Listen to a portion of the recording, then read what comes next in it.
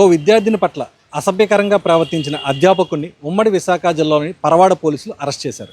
అనకాపల్లి జిల్లా పరవాడ ప్రభుత్వ జూనియర్ కళాశాలలో గుత్తల శ్రీధర్ కొన్నేళ్లుగా కెమిస్ట్రీ లెక్చరర్గా పనిచేస్తున్నారు. ఈ నెల 23వ తేదీ మధ్యాహ్న సమయంలో ద్వితీయ ఇంటర్ చదువుతున్న 3 విద్యార్థులు ఆయన వద్దకు వచ్చి తమ గ్రామంలో జరుగుతున్న వేడుకకు వెళ్లేందుకు అనుమతి ఇవ్వాలని కోరగా ఆయన నిరాకరించారు. తర్వాత అతడు ఆ 3లో ఒకరిని కెమిస్ట్రీ ల్యాబ్కు పిలిచి అసభ్యకరంగా ప్రవర్తించడంతో ఆమె బయటకు పరుగు తీసింది. ఇంటికి వెళ్ళాక జరిగిన విషయం తల్లికి చెప్పింది. కుటుంబీకులు పోలీసుల దృష్టికి తీసుకువెళ్లగా పోక్సో కేసు నమోదు చేసి దర్యాప్తు చేపట్టారు. నిందితుడిని అరెస్ట్ చేసి కోర్టులో హాజరుపరిచారు. అధ్యాపకుడి వ్యవహార శైలిపై మరింత లోతుగా దర్యాప్తు చేస్తున్నారు.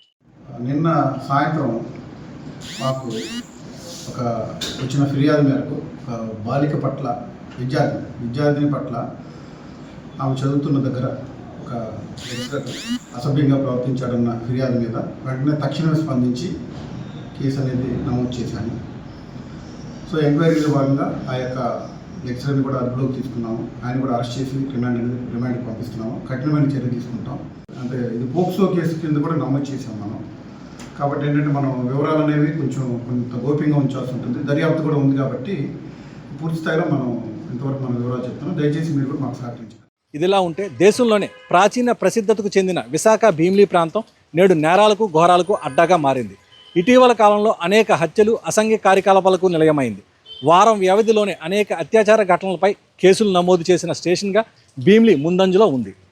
మైనర్ బాలికపై మానవ మృగాలు పంజా విసురుతున్నారు. చట్టాలు ఎన్ని వచ్చినా మృగాల ఆగడాలకు అడ్డే లేకుండా పోతుంది. భీమిలి పోలీస్ స్టేషన్ పరిధిలో ఓ మైనర్ బాలికపై తాగిన మైకంలో ఆటో డ్రైవర్ ఇరుపిల్లి సాయి కిరణ్ అనే కీచక మృగం మైనర్ బాలికపై పాల్పడ్డాడు.